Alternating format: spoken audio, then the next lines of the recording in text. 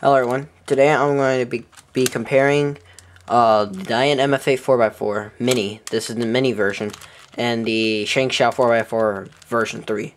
So that's the Dayan MF8 4x4 and Shengshou 4x4 and Shengshou 4x4 version 3.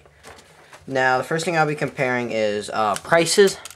Now this was more expensive than this one. This one was about $16.25 plus shipping. That was included with the shipping. This is about $8, $8.25 plus $2 shipping, which is $10. So pretty good price for a 4x4. That's basically the price of a Rubik's brand cube or a Guhong. Or Guhong I think is $12, but it used to be $10. But now let's compare size. Size comparison between a Shengshou 4x4 and version 3 and a mini Dayan. Shengshou is just a little bit bigger, the Dayan is just a little bit smaller. Alright, now the first impressions on each of these. The first impressions were the Shengshou was very nice, smooth, and man, this thing was like awesome at first. It was probably the best 4x4 I've ever felt in my entire life. Now, the Dayan, it was super stiff. Like, I couldn't even turn this layer. This layer was even worse, though. The outer layers were okay. Actually, the outer layers were okay. The inner layers were like nasty feeling. It's not even, it's not even like a good feeling on this. It's just like on here. It's like a grainy feel, but like, you know when you put like sand in a cube, like on a V-Cube 7, when you put sand in a cube, it has that bad feel? That's exactly what it felt on the Dayan MF8 4x4. Now, the sticker quality on these is very nice. I've been breaking this in for about 2 weeks already, and I've modified this part because I saw this part was catching, so I was like, you know what, I'm going to modify it. I have a few chips here. Little chips, not that much. So the chips are not really major, and the Dayan logo has worn off. You can only see it in like light. And the Shengshou, not really good sticker quality. It's textured stickers. I'm planning to get tiles for them because for all my main speed cubes, I like to get tiles because I don't know, tiles are just awesome. People say it's hard to grip with tiles like the Guhong, but I don't find that problem, so I like tiles better. I'm going to get half bright set tiles. And I already talked about Dayan, sorry. And now the turning feel of it, now with breaking it in.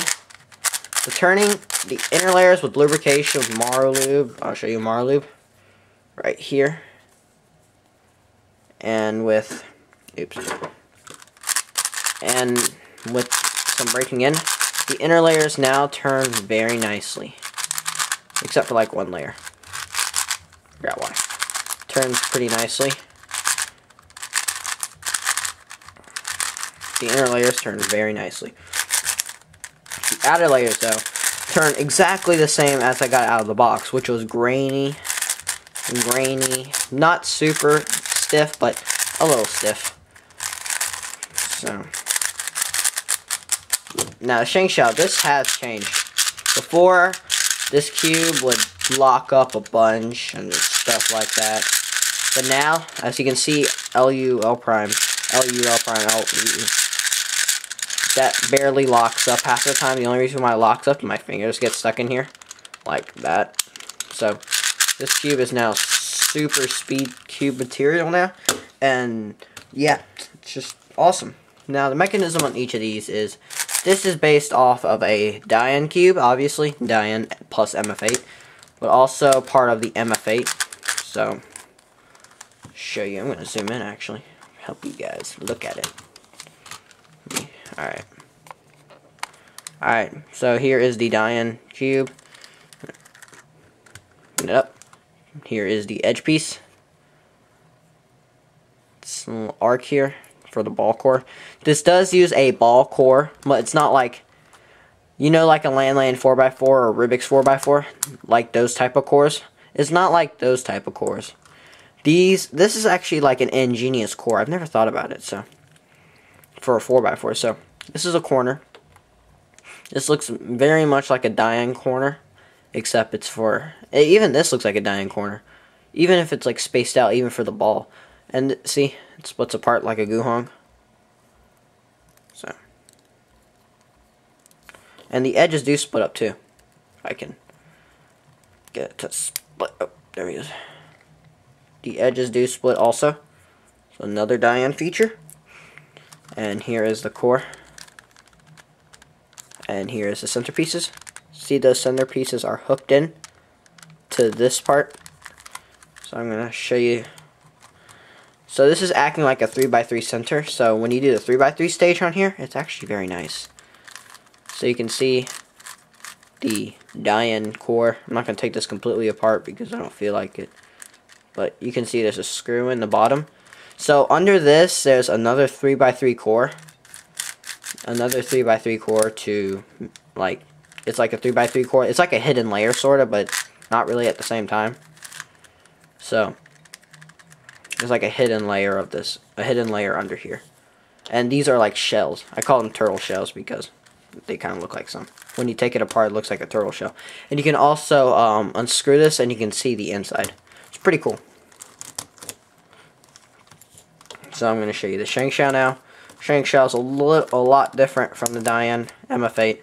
It's based mostly off of the VQ5 or the Shengshou. The VQ5, I don't have mine right now. I'm just using a Shengshou as an example. So, just pop it out like a 3x3. Alright, I don't want to go into much detail. Here is a center edge, or here is a edge piece. The hidden layer edge. See, this is the hidden layer edge. Pretty cool. See, they did get rid of some of this excess plastic here. Here is a wing edge. So you can see there is this anti-pop mechanism right here. This little chunk right here. And a corner piece. Let's see if I can get one out. Yep. Here's a corner piece. So you see I did shave off some of this excess plastic here. And I am planning to modify this by shaving down this little bump right here, like a VQ5.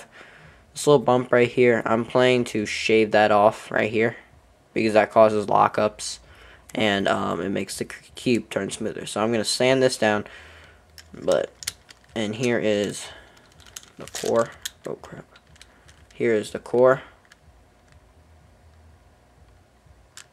Hope you guys can see that.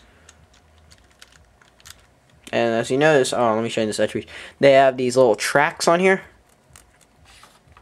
So, like, it reduces the friction. I'm just going to use this edge piece as an example. Reduces friction, and only the friction goes on this triangle and this little edge piece.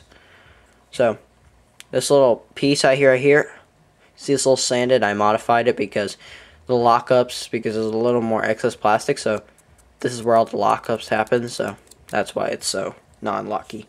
If yours is locky, then just do that modification. Wow, it's already 8 minutes. I didn't even notice that. Uh-oh. Yeah.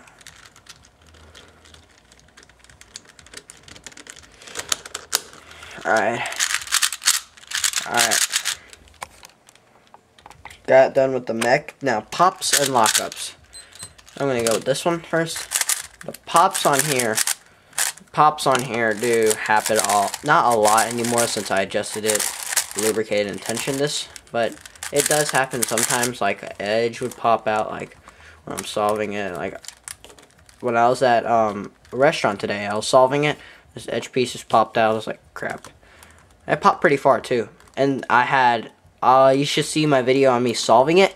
It's the Dayan MF8 solve, but it has a pop in there. Both of these edge pieces pop out. I think this corner pops out. I'm not sure, but it pops out, and it's pretty bad. And pops on here, I have one pop only. It was an explosion too, which was the worst part. So if you ever get a pop on here, it's most likely going to be an explosion, because I had this whole hemisphere just explode. It was pretty bad. Because I was corner cutting like this, and I and it forced it, all the pieces came out. And lockups don't really happen that much. Oh, I forgot Dayan. for lockups. Lockups, ever since I breaking this in for about 3 months, hasn't locked up. This doesn't lock up as much. It does lock up sometimes when it catches on this centerpiece right here, like does that sometimes, but that's not really a big problem with me. Corner cutting. Let's try to here. Right there.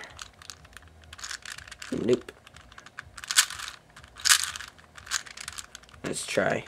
So it's probably about to there. Yeah, not a big corner cutter. Center corner cutting. It's pretty good actually. It's about a full QB. Effortlessly. A full QB. Reverse corner cutting. About there. Let's try outer layer. Sort of. Not really. Corner cutting on here is a lot more than Shengshou. About to there. First, not that much. Center corner cutting, not as good as the Shengshou. So they do switch off, sort of. So, yeah, they sort of do. The centers on here, these are fixed, but you can take them out. These are like a V cube, so yeah, you can take them out, but whatever. The final recommendations, on my comparison videos, I'm actually now not going to say this cube's better, buy it, or this cube's better, buy it. I'm going to be like, hey, if this meets your criteria, then you should buy this cube. So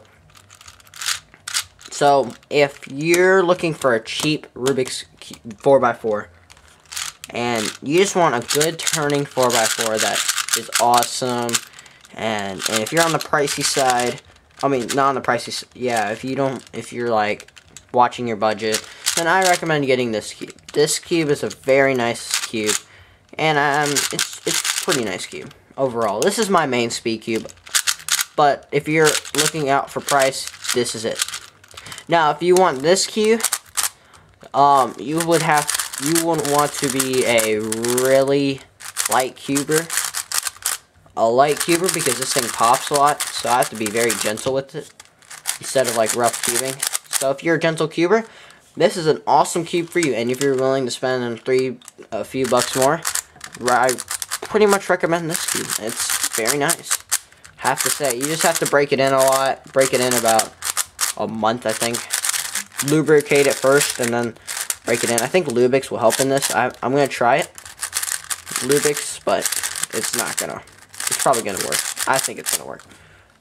So, basically, get any of these two cubes. They're very nice.